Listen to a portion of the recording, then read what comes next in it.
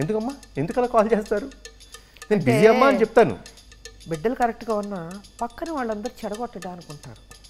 So అది జరగకుండా ఉండడం కోసం కేర్, ఎక్స్ట్రా కేర్ తీసుకుంటున్నాను. అది తప్పలేదు. ఎంత మా డ్యూటీ ఉన్నా ఇంట్లో నా కొడుకు కరెక్ట్గా ఉన్నాడా లేదా, తప్పు చేయకుండా ఉన్నాడా లేదా, ఈ జాగ్రత్తలు. అదొకటమ్మా. ఇంకొకటి దీనికి యాడింగ్ టు ఇట్, ఫ్యామిలీ కంటే ముఖ్యమైనది ఏది ఉండకూడదు కదా. ఒక అలా చేయడం తప్పు, నేను ఒప్పుకుంటాను.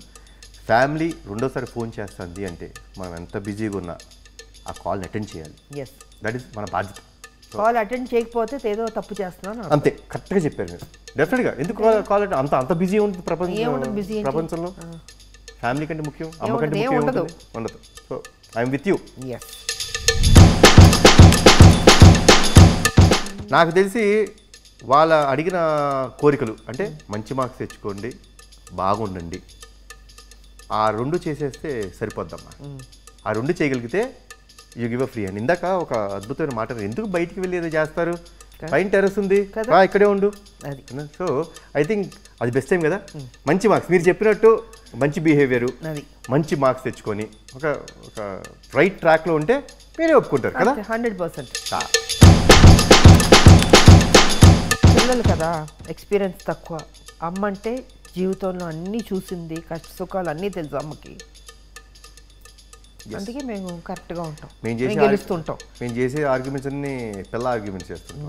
పిల్లకాకిలు ఆర్గ్యుమెంట్స్ ఈజీగా చెప్పేస్తారు అమ్మలు, చాలా ఈజీగా చెప్పేస్తారు. ఎందుకంటే కళ్ళల్లో చూసి మాట్లాడారు అబద్ధం చెప్తున్నప్పుడు. కరెక్ట్గా చెప్పినామా? మనం ఎప్పుడైనా అబద్ధం చెప్తుంటే ఒక మనిషిని కళ్ళల్లో చూసి మాట్లాడలేం, అంత ధైర్యం ఎవరికి. గిల్టీ ఫీల్ అవుతాం అబద్ధం చెప్పేటప్పుడు.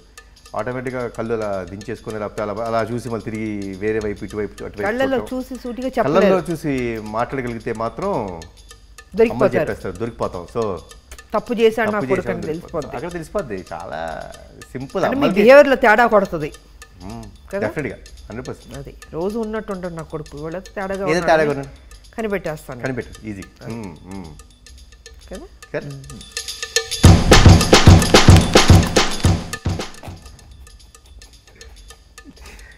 ఏముందమ్మా, గర్ల్ ఫ్రెండ్తో మాట్లాడుకున్నప్పుడు ఏం చేస్తున్నాం. సో ఫోన్లన్నీ రెస్ట్ రూమ్లో ఉంటుందా? అది అసలు ఈ మధ్య మీరు భలేవారు. అసలు చిన్న మైక్ ఏదైనా పెట్టాలి నేను. అసలు ఆ ఫోన్ తీసేస్తే సరిపోద్ది కదా. 30 సెకండ్లు కూడా ఉన్నాం ఆ బాత్రూంలో. 30 సెకండ్లు కూడా ఉన్నాం పొరపాటు నా బాత్రూంలో ఫోన్ తీసుకెళ్ళిపోయారంటే.